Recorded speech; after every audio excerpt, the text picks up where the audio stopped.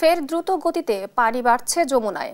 একই সঙ্গে বাড়তে শুরু করেছে অভ্যন্তরীণ নদ নদীর পানি। তবে ভারী বন্যায় আশঙ্কা নেই বলে জানিয়েছে পানি উন্নয়ন বোর্ড। এ নিয়ে আরো বিস্তারিত জানাতে সরাসরি যুক্ত হচ্ছেন আমাদের সহকর্মী শুভ কুমার ঘোষ। শুভ, পানি বৃদ্ধির বর্তমান অবস্থা কি, এ নিয়ে পানি উন্নয়ন বোর্ড কি বলছে এবং বন্যার আশঙ্কা রয়েছে কিনা আমাদের জানাবেন।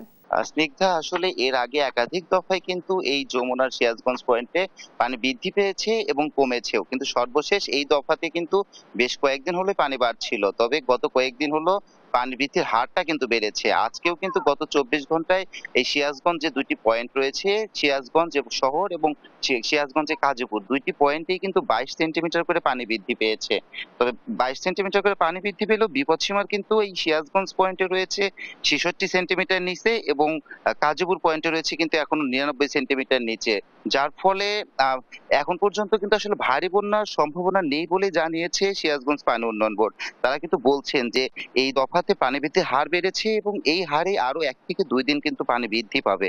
তবে এরপরে কিন্তু তারা বলছেন যে এরপরে পানি কমতে থাকবে। এরপরে আসলে আর পরবর্তীতে যে কমতে শুরু করবে তারপরে কিন্তু আর আসলে পানি বাড়ার সম্ভাবনা নেই বললেই চলে। যার ফলে তারা বলছেন যে নদী পাড়ের যে মানুষ আসলে সিরাজগঞ্জ যেহেতু যমুনা অধ্যুষিত এলাকা এবং নদী পাড়ে মানুষ কিন্তু স্বাভাবিকভাবেই একটু পানি বৃদ্ধি পাওয়া শুরু করলে তারা একটু আতঙ্কিত হয়ে পড়েন। তবে পানি উন্নয়ন বোর্ড বলছে আতঙ্কিত হওয়ার কারণ নেই, কারণ এখনো ভারী বন্যার সম্ভাবনা নেই। পাশাপাশি এই মুহূর্তে তারা বলছেন যে তেমন কোনো ভাঙনও নেই।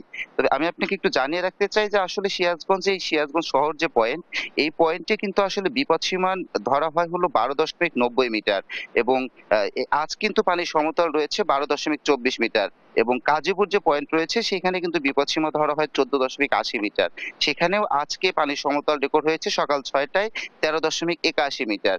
এবং পাশাপাশি আসলে যেহেতু যমুনার পানি বৃদ্ধি আসলে মূলত উজানের পাহাড়ি ঢল এবং যে ভারী বর্ষণ, এই দুইটার কারণেই কিন্তু এই পানিটা বৃদ্ধি পাচ্ছে এবং এই যমুনার পানি বৃদ্ধির সঙ্গে সঙ্গে কিন্তু অভ্যন্তরীণ যে কিছু নদ নদী রয়েছে সেগুলোর পানি বৃদ্ধি পাচ্ছে, বিলের পানিও বৃদ্ধি পাচ্ছে। তবে আমরা কথা বলেছি কৃষি সম্প্রসারণ অধিদপ্তরের সঙ্গেও, তারাও কিন্তু বলছেন যে আসলে পানি বৃদ্ধি পেলেও এখন পর্যন্ত ফসলের কোনো ক্ষতি তারা দেখছেন না। এর আগে যে দফায় পানি বেড়েছিল সে সময় কিন্তু তিল জাতীয় যে ফসল আছে, বিশেষ করে তিল, সেই তিলের জমিগুলো কিছু প্লাবিত হয়েছিল, কিছু অল্প পরিমাণ কিছু হয়তো ক্ষতিগ্রস্ত হয়েছিল। তবে তারা বলছেন যে আসলে তিলটা বড় হয়ে যাওয়ায় সেভাবে ক্ষতিগ্রস্ত হয়নি এবং এই পর্যন্ত আসলে এই বন্যায় সিরাজগঞ্জে খুব বেশি নিম্নাঞ্চল প্লাবিত হওয়ারও খোঁজ পাওয়া যায়নি এবং ফসলের যে ক্ষতি হবে সেই ফসলের ক্ষতিটার বিষয়ে কিন্তু তারা বলতে পারেননি এখন পর্যন্ত। যার ফলে পানি উন্নয়ন বোর্ডের তথ্য অনুযায়ী এই বন্যায় এই বছরে এখন পর্যন্ত বর্তমান যে তাদের কাছে পূর্বাভাস রয়েছে, বর্তমান পূর্বাভাস অনুযায়ীও আতঙ্কিত হওয়ার কিছু নেই। স্নিগ্ধা, এই ছিল আসলে আমার কাছে সিরাজগঞ্জ থেকে যমুনার পানি বৃদ্ধির সর্বশেষ তথ্য।